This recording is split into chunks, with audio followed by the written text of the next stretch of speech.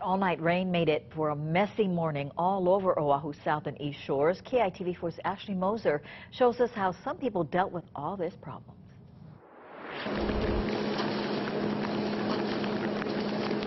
Slow going and a soggy start for store employees at Musubi and Bento Express.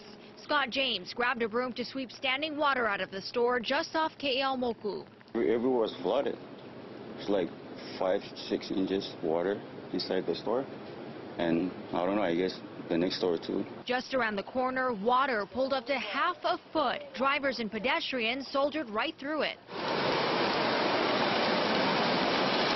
At Kapiolani and Atkinson, more hesitation. Drivers here reluctant to go through the storm water.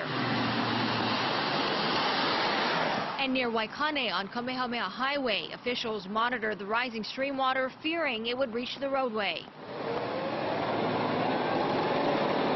In Kailua, police blocked the entrance to Kapa'a Quarry Road, waiting for the water to recede from the low-lying area.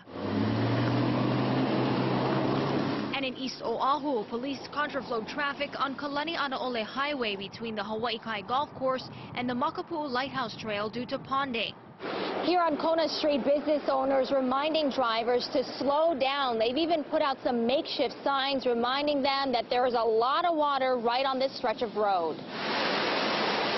They don't exactly anticipate how deep it gets right here, so they don't slow down. So then once they hit the water, when it's risen like this, it just shoots rooster tails.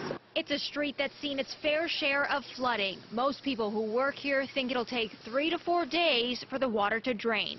Ashley Moser, KITV4 News.